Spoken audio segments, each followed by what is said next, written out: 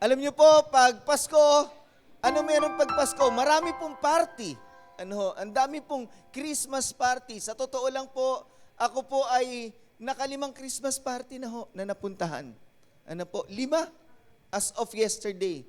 Nakalimang Christmas party na po ako napuntahan. At pag sa Christmas party po, meron po lagi diyang inaabangan ang tao. Meron pong mga paraffol. May paraffol. Pag may paraffol pag Christmas party, ano ginagawa nyo? Ano ginagawa nyo? Baka yung iba sa inyo, pag nakita nyo na yung paraffol, kayo po ay napapadasal. Baka napapadasal po kayo. Alam nyo po, marami pong nagdadasal. Kahapon nagkukwentuhan kami. Sabi niya, oy, gusto ko yung item na yon. Sabi nung isa, oy, pinag-pray ko rin yan ha. So naglalaban yung panalangin nila. Ibig sabihin, sino kaya ang papalarin? Baka pag may paraffol na papadasal ho tayo, tandaan natin, halos lahat nagdadasal na makuha yun. at yan po, at napapadasal ho tayo, pero pag hindi po tayo nabunot, ano ho ba ang feeling natin pag hindi po tayo nabunot? Ano po ang feeling? Pag hindi ho tayo nabunot, ang feeling natin minsan, tayo po ay nalulungkot, umuwi ho tayong luhaan.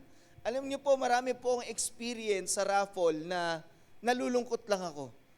Kasi pinapangarap ko yung grand prize, pagkasabi kong sana yung grand prize makuha ko, mabubunot agad ako, consolation. Yung mga, mga ballpen, mga ganun lang. Nahulog pa nga yung ballpen na yun, naalala ko eh. Sabi ko, grabe naman to. Ballpen na, nawala pa. Malungkot, uuwi kang luhaan. Kasi hindi ka nabunot.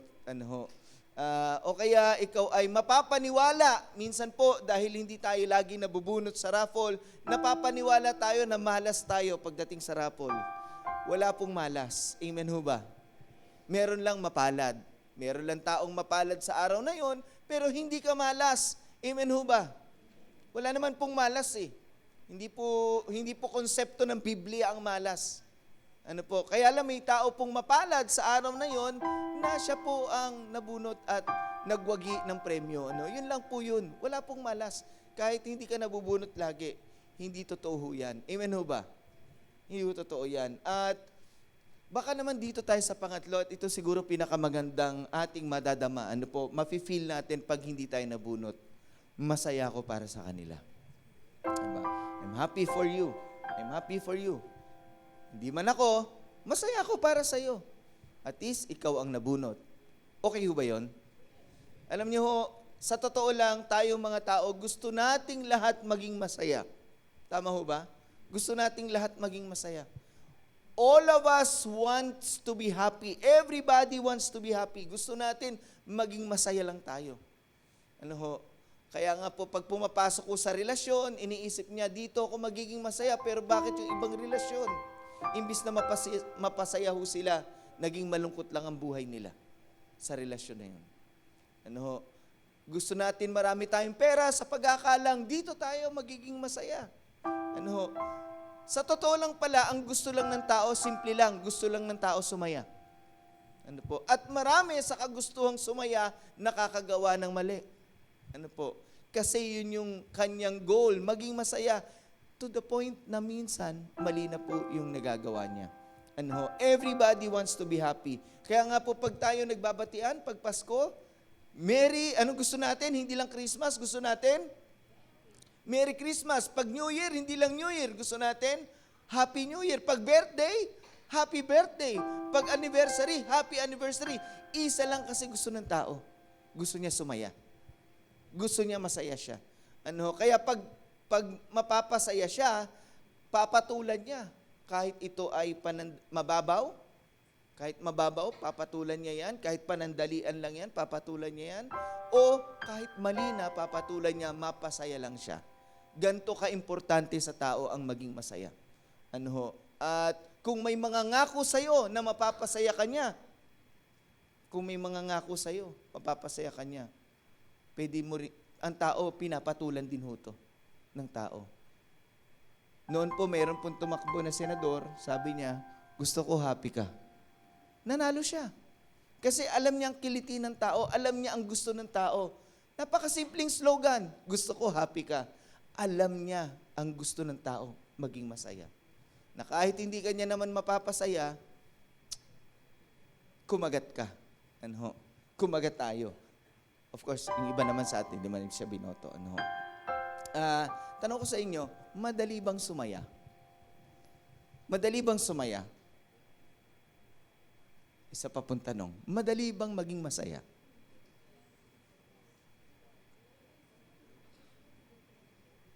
Masaya ka ba ngayon? Sige ha. Totoo, hindi galing sa ilong ha. Is it easy to be happy? Madali ba yon? Alam niyo po kung minsan ang pagiging masaya ay mailap. Hinahanap ng tao pero mailap sa kanya. Bakit po?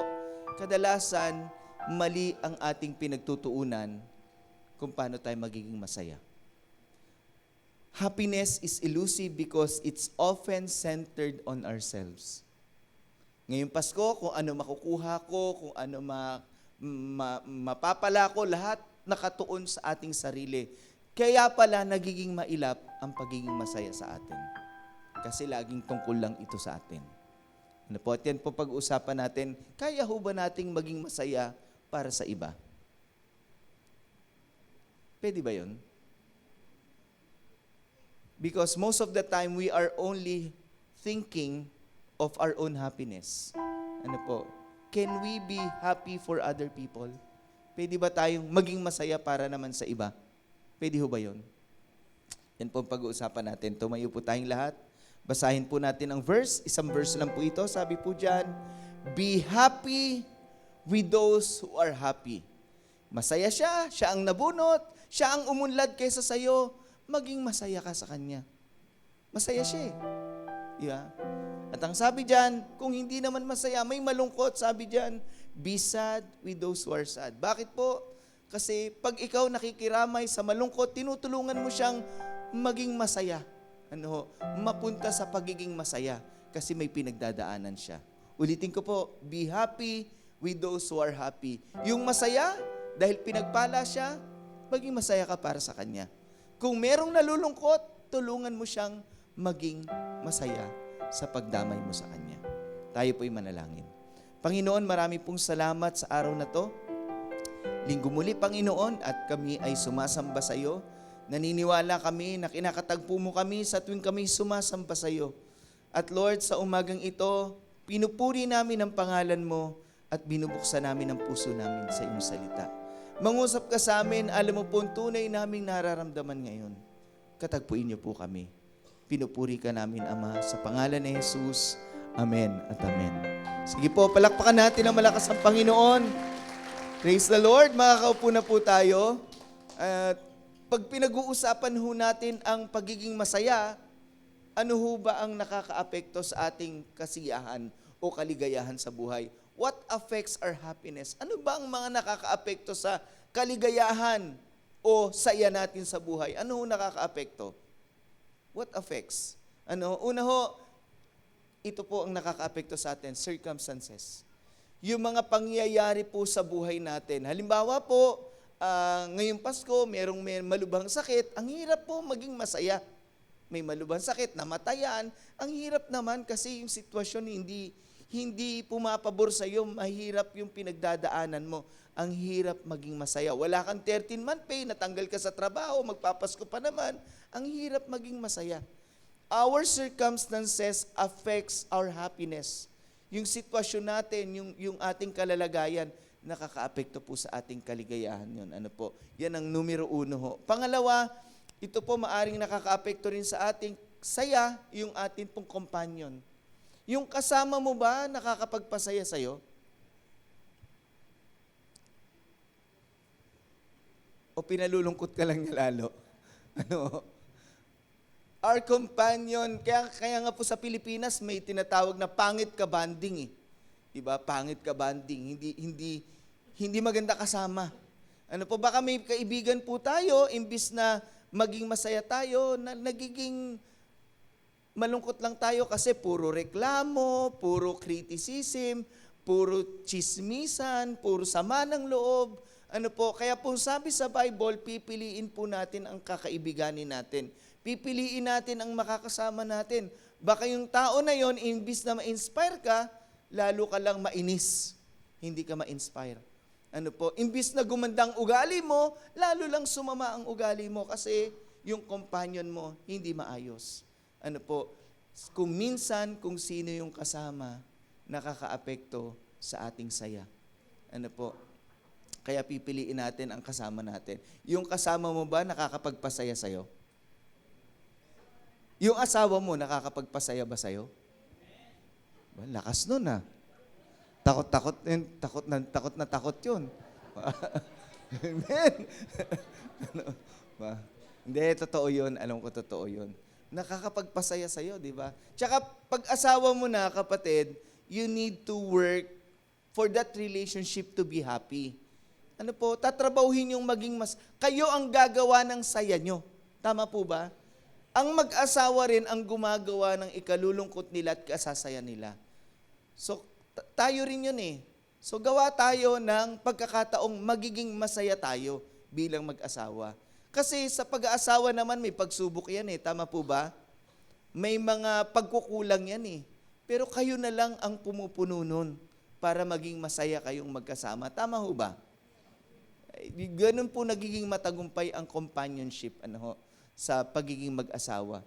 Pangatlo, baka magulat po kayo sa sagot na nakakaapekto po sa ating saya ay yung mga chemicals po sa ating katawan. Pupunta na po tayo sa science.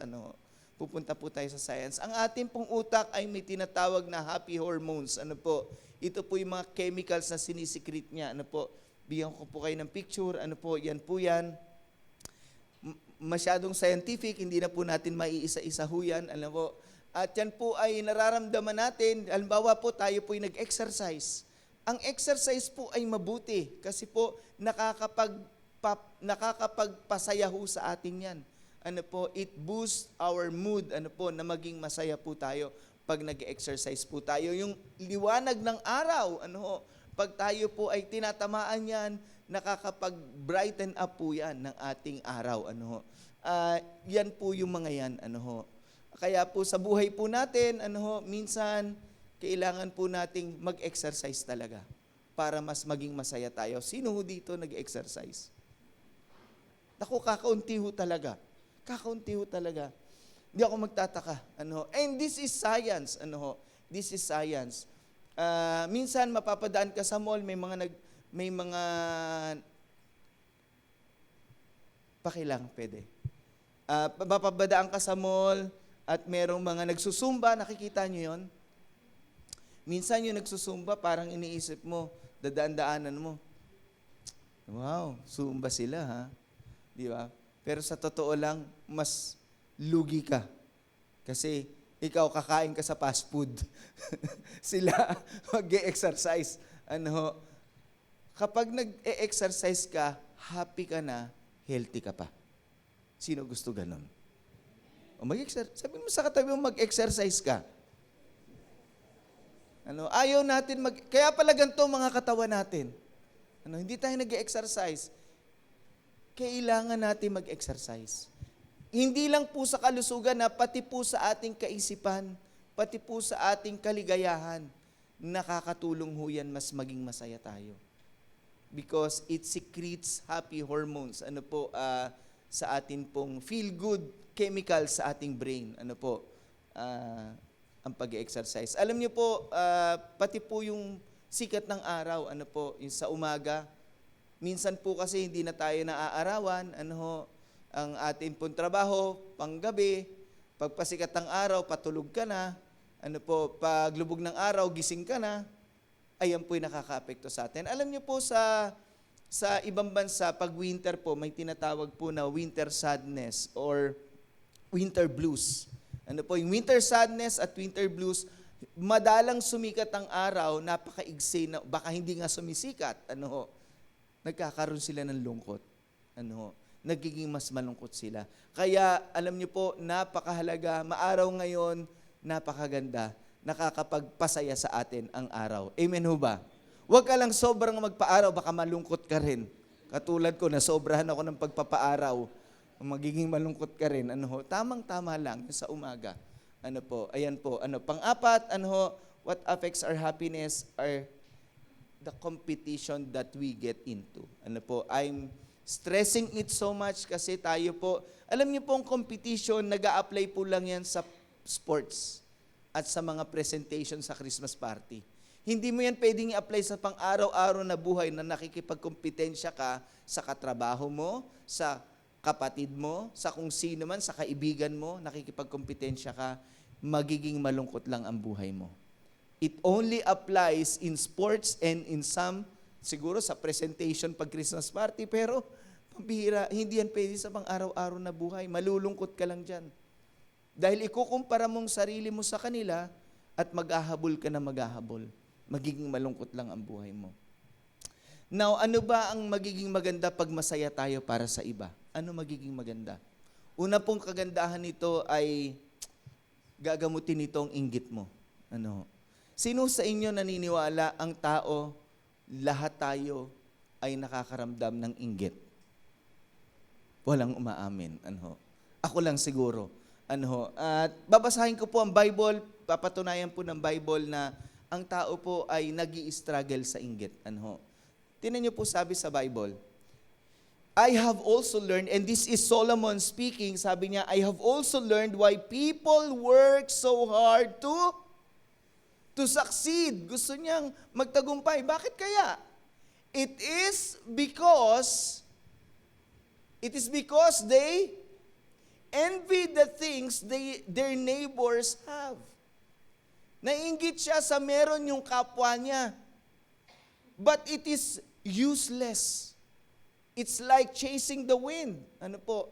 Sabi ng sumulat ng mga ngaral, si King Solomon, sabi niya, ay naintindihan ko na bakit ang tao nagsusumikap magtagumpay kasi naiinggit siya sa kung anumang meron ang kapitbahay niya o kakilala niya, kaibigan niya, pero ito ay useless, ito ay para kang naghahabol sa hangin. Now, envy is everyone's struggle. Everybody struggles with envy. Why? Ang premise po ng envy ay ito. You do not have what they have and you cannot afford to do what they are doing.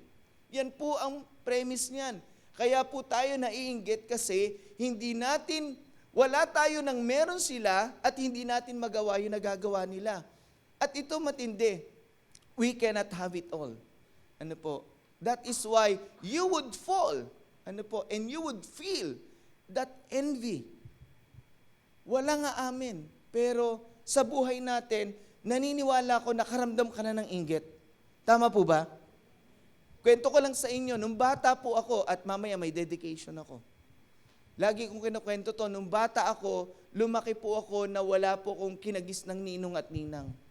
At kapag Christmas, ang mga kaibigan ko, nagkukumparahan kami ng natanggap na pera, laruan. Ako kaunti. Kasi ni anino ng ninong at ninang ko hindi nagpakita. At pag tinatanong ko ang nanay, tatay ko, nasa abroad daw. Ang pira. Tagal naman bumalik. Hanggang sa edad kong ito, hindi ko sila nasilayan. Pero nandun yung sa akin paglaki na aalala ko pa. Nahinggit ako sa mga kaibigan ko. May mga nagbibigay sa kanila. Sa akin, wala. Kakaunti. Kung meron man, kakaunti. Bata pa lang nakakaramdam na ng inggit. Diba? Paano pa kaya pagtanda na natin? You do not have what they have and you cannot afford to do what they do. Everybody struggles with envy. And when you are happy for others, you cure your envy. Pag masaya ka para sa kanila, okay, mas marami nakuha mo, masaya ako para sa'yo. Di ba nawawala ang inggit? Tama po ba? Nawawala kasi masaya ka na para sa kanila eh. Hindi ka na lang masaya para sa sarili mo. Masaya ka na para sa, I'm happy for you, ikaw ang na-promote, praise the Lord. I'm happy for you. Then, nawawala yung inggit mo. Tama po ba? And anything can be a cause of your envy. Kahit ano pwede mong maging dahilan para kainggitan mo. Tingnan niyo po sa Bible, kahit mali na kaiinggitan pa ng tao. Tingnan niyo po sabi sa Bible, Ito po naiinggit sa masama eh. Sabi po diyan, don't worry about the wicked or envy those who do wrong. Pati yung gumagawa ng mali, kinaiinggitan niya. For like grass, they soon fade away. Like spring flowers, they soon wither. Huwag kang mainggit o mag-alala sa mga masama o kainggitan yung gumagawa ng mali. Yung mali na ginagawa, kinainggitan pa ng tao. Anything can be a cause of our envy. Bakit siya nagagawa niya yun? Bakit siya? Meron na siyang asawa, meron pa siyang number 2. But ako, ganito lang. Diba? Sana all. Diba? Huwag ka mainggit doon. Mali yun eh. Kapatid, huwag mong kainggitan ng mali. Amen ho ba doon? Never kang mainggit sa mali. Baka nga, tinan mo, ito pa naisip ko eh, baka yung kinainggitan mo, nainggit sa'yo. Di mo ba naisip yun? Baka yung kinainggitan mo, nainggit pa nga sa'yo. Buti pa siya malapit kay Lord. Sabi mo, buti pa siya mayaman. Sabi ng mayaman, buti pa siya malapit kay Lord. Di ba? Minsan yung kinainggitan mo, baka naiinggit sa'yo. Di mo lang alam. Ito, pati yung masama, kinainggitan, pambihira yan. Ano po bang negatibong epekto ng inggit sa atin? At kailangan itong gamutin. Ano po? Kailangan itong gamutin. Ano ba negatibong epekto? Basahin po natin. Ano po? Sabi po sa Proverbs 14:30, sabi diyan, a heart at peace gives life to the body. A heart at peace gives life to the body. But envy rots the bones. Ano yung rots? Sinisira, binubulok ang buto mo. Sinisira nito, binubulok nito ang buto mo. A heart at peace gives life to the body, but envy rots the bones. Ano yung negative effect nito ayon dyan sa verse na yan? Una ho, kapag tayo po may inggit, wala tayong peace. A heart at peace. Kapag may inggit tayo, wala tayong kapayapaan. Hindi ka mapapayapa kapag naiinggit ka. Amen ho ba doon? You will never be at peace when envy is in your heart. Ano po? Peace will never be there. If envy is in our hearts, peace will never be there. It takes away your peace. Pangalawa, it drains your energy. Nakakapagod po ang mainggit. Inaagaw nito yung ating lakas at dinadala niya lang sa walang kabuluhang pagkainggit. It drains your energy. Papagurin ka nito. At pangatlo, it makes you die inside. Sabi doon, it rots your bones. Ano po? Paano pong namamatay sa loob? Ano bang namamatay? Buhay ka pero meron nang nawawala sa'yo sa loob mo. Bibigay ko pong halimbawa dyan si Cain at si Abel. Ano po, ang magkapatid na nagkainggitan. Hindi naman nainggit yung isa. Ano po, si Cain lang ang nainggit. Alam na po natin ang istorya nila, na si Cain at Abel ay naghandog sa Diyos at ang tinanggap ng Diyos yung handog ni Abel. At dahil hindi tinanggap ng Diyos yung handog ni Cain, nainggit siya. Nagselo siya at nainggit. At alam niyo po ang ginawa niya, pinatay niya po yung kapatid niya sa sobrang inggit at selos niya. At nung pinatay na po niya, tinatanong siya ng Panginoon. Of course, alam ni Lord. Sabi ng Lord, then the Lord said to Cain, where is your brother Abel? Nasaan na yung kapatid mo? Ano sagot niya? Di ko alam. He replied, am I my brother's keeper? Ako ba tagapagtago niyan ng kapatid ko? Tingnan niyo po kung paano siya sumagot. Namatay na po ang pagmamahal niya sa kapatid niya. Namatay na po sigurado ako, ang saya niya. Nakakamatay ang inggit. Papatay nito ang saya mo. Papatayin nito ang pagmamahal mo sa kapwa mo. Pati na nga pagre-respeto niya sa Diyos, wala na. Patay na. Ganito siya sumagot. Envy kills. Kaya po sa Pilipinas, meron po tayong sinasabi na mamatay ka sa inggit. Nakakamatay siya eh. Nakakamatay. At ang unang pinapatay nito, you die inside. Your joy, your love, your concern, your respect to God, nasisira dahil sa inggit. Punta po tayo sa Pasko. Alam niyo ba, nung Pasko may inggitan din. At ang kinainggitan ang Panginoong Hesus nung baby pa siya. At ito po yung nangyari kay Herod. Si Herod po ay galit na galit at pinapatay po niya lahat ng 2 years old below. Bakit? Baka yung 2 years old below na yon lumaki at maging kahalili niya. Palitan siya po sa posisyon. Sabi po dyan, Herod flew into a rage when he learned that he had been tricked by the wise men. So he ordered the execution of all, talagang pumapatay ang inggit execution of all male children in Bethlehem and all its neighboring regions, kasi gusto niyang ipapatay si Jesus Christ.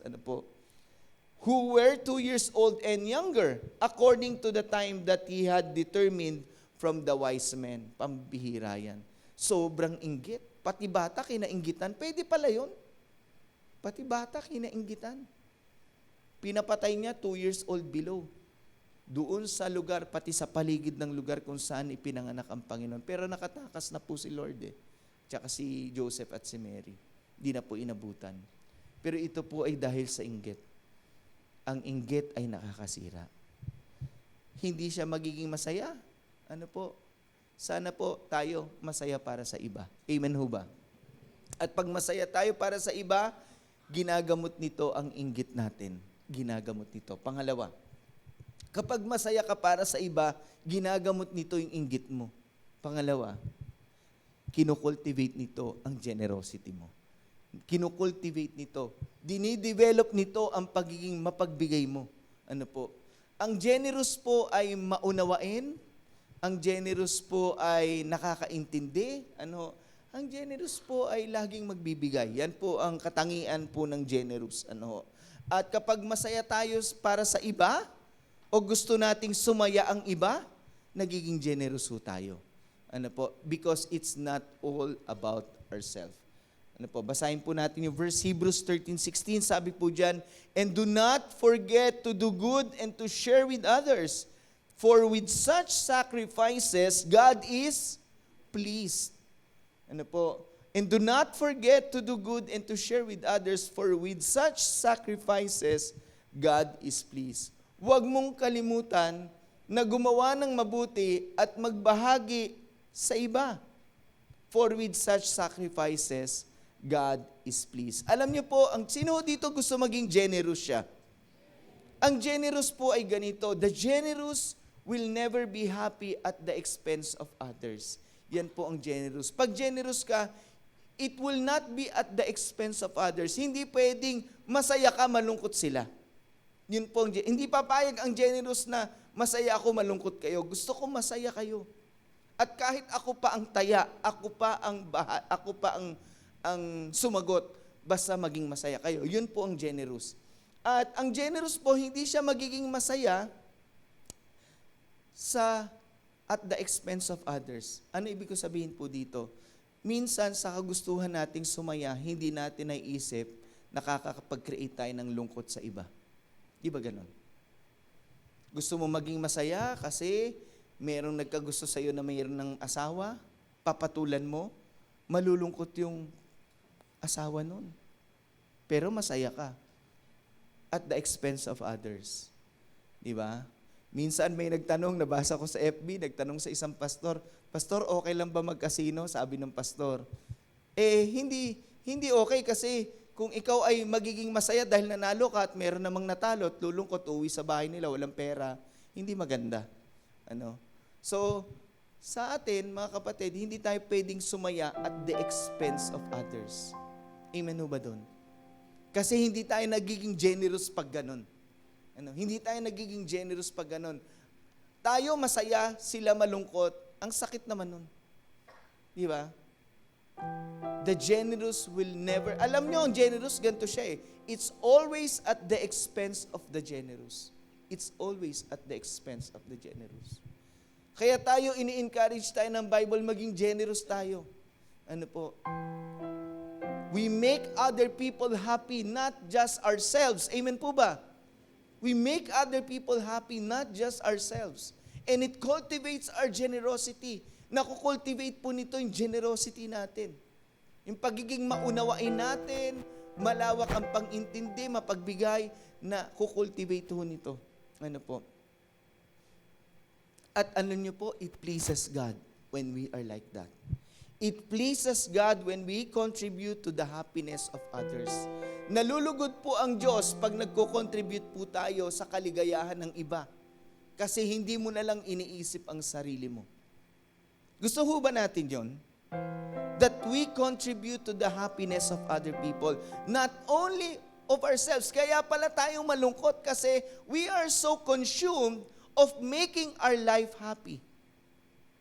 When being happy is sharing, contributing to the happiness of other people. And we become generous and God is pleased. Natutuwa ang Panginoon kapag gano'n. Sabi po sa isang quote, the happiest people are the ones who make others happy. Niniwala kayo dyan sa quote na yan? The happiest people are the ones who make others happy. Kaya kung ngayong Pasko, nag-share ka, maging masaya ka. Amen o ba? Nagbigay ka sa inaanak mo, tatandaan niya ng inaanak mo. Hindi ako kinakalimutan ng ninong ko. Di ba? Make other people happy.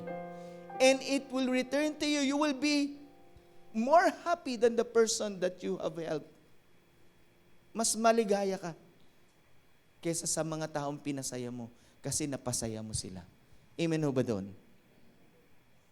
Alam niyo po, the greatest form of happiness is not your own happiness, but the happiness that you share to others. Alam niyo po, ang pinakamatinding kaligayahan, hindi yung sarili mong kaligayahan, kung hindi yung kaligayahang binabahagi mo sa iba. When you are able to bring other people happiness, you experience the greatest form of happiness in life. We discover that it's not just about our own happiness that makes us truly happy. It's all about other people and all about God. Ano po? Alam niyo po, ano po ang opposite ng happiness? Ano pong opposite ng happiness? Loneliness. And many people suffer from loneliness. We are in a pursuit of happiness, but we are suffering with loneliness. Lungkot. At alam niyo ho, ma-share ko lang po sa inyo, ang pinakamataas po na rate ng suicide sa mundo, hulaan niyo anong bansa? Highest rate of suicide in the world. Akala ko rin Japan. It's South Korea. They live a life that is almost perfect. They look perfect from outside. They look perfect. They are so talented. Kita nyo naman si Jungkook. Tama ba? Kita nyo naman ang Blackpink. Blink na blink talaga. Ano? Ang gagaling eh. Ang itsura nila kagaganda. But deep inside, they suffer from loneliness. They kill themselves. No? Tindi, no? Sobrang lungkot. Sana po, alam niyo po, just to speak about that topic, para nadaanan ko na rin naman. It's not right to take away our life, no matter how difficult our life is. Tama ho ba? Because our life is not ours. Sa Diyos to. Tama po ba? At pag hirap na tayo, kukunin natin, we're taking matters into our own hands. And we are making a wrong decision. Ano po? Ang hirap, no? Isa lang ang sagot ko dyan. Sa Bible po, sabi sa Bible, si Job, pinakamatindi na yung suffering niya. Sobrang tindi. Pero anong sabi niya? Pwede na niyang patayin sarili niya. Siguro kung ako si Job, ewan ko na lang Baka hindi ko rin, ewan ko na lang. Pwede na niyang kunin sarili niya. Pero ano sabi niya? The Lord had given, the Lord has take it away. Praise be the name of God. Sabihin, purihin ng Diyos. Siya ang kumuha, siya ang nagbigay, siya ang kukuha, purihin ng Diyos. Di ba? Sa buhay natin,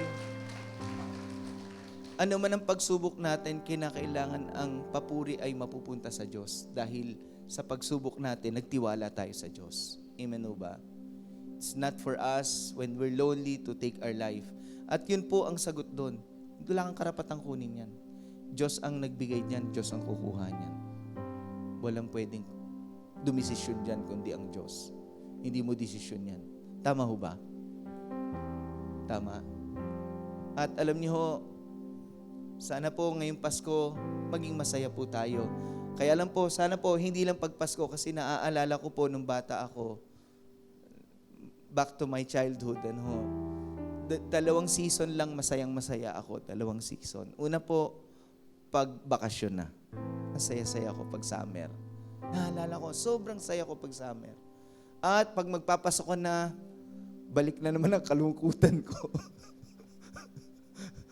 Pagdating na naman ng December, sobrang saya ko po. Sobrang saya ko nung bata ako pag December. Tumanda na ako, hindi na ako nag-aaral, December na. Masaya na naman ako. Paano pag January na? Sana po hindi lang tayo masaya dahil sa panahon. Tama po ba? Sana po nabubuhay tayo ng masaya. Dahil alam niyo po, gusto ng Diyos masaya ka. Gusto ng Diyos masaya ka. Ayaw niyang mabuhay tayo sa lungkot. Sabi nga po sa Bible, the joy of the Lord is my strength. Ang kagalakan ng Diyos ang kalakasan ko. The joy of the Lord is my strength. God wants you to be happy. Huwag mong sukatin sa material ang kaligayahan mo. Malulungkot ka lang. Amen po ba? Huwag mong sukatin sa material ang kaligayahan mo. Malulungkot ka lang. Maging masaya ka. Kasi, nandyan ang Diyos sa buhay mo. Hindi ka pababayaan ng Diyos. Amen po ba? May gagawin ng Diyos. Pagpapalain ka ng Diyos. Gusto ni Lord maging masaya ka. Tumayo po tayong lahat. God, we just give thanks to you, Lord, for you are the source of our strength, God. You are the source of our joy, Lord, of our happiness, God. Hallelujah, Lord God. We worship you today, God.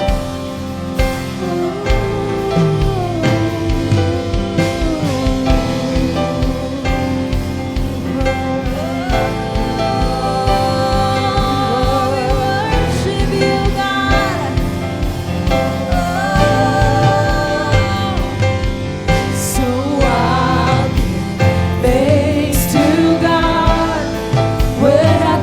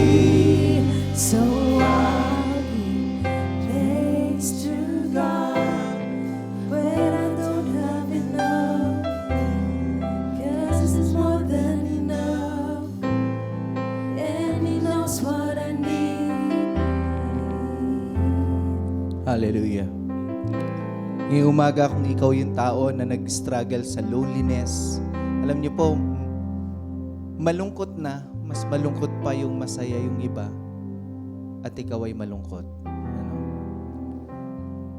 Kung yan ang sitwasyon ng puso mo ngayon, tayo'y mananalangin, we wanna pray for you. You want to be happy, kapatid? Ang Diyos natin ang magbibigay ng saya sa puso mo. God wants you to be happy. So kung yan ang panalangin mo, Lord, I want to be happy. Gusto ko maging masaya dahil gusto mo yun sa buhay ko. Pwede mo bang taas ang kamay mo, mananalangin tayo? If you're suffering from loneliness, malungkot ka, masaya ang iba, malungkot ka, Lord, ikaw magbigay ng saya sa akin ngayong Kapaskuhan. Hindi lang ngayong Pasko, Panginoon, sa buhay ko, ikaw ang magdulot ng saya. Lord, we are lifting our hands to you today. Lord, acknowledging, Lord God, na sa aming puso, Lord, nakakadama kami ng lungkot. Lord, ito yung panahon na dapat ang lahat ay nagsasaya. But somehow, our hearts, some of us here, Lord, our hearts are deeply saddened, Lord. But Lord, we know that your joy is our strength, Lord God. Ang kagalakan mo, ang kalakasan namin. Ikaw ang nagbibigay ng, Lord, saya sa puso namin, Panginoon. And Lord, today we ask, Lord, na nawa, Panginoon, sa puso namin mawala po ang inggit, maging masaya po kami para sa iba. Dahil, Lord, yung pagiging masaya namin para sa iba ang magbibigay sa amin ng tunay na saya sa buhay na ito.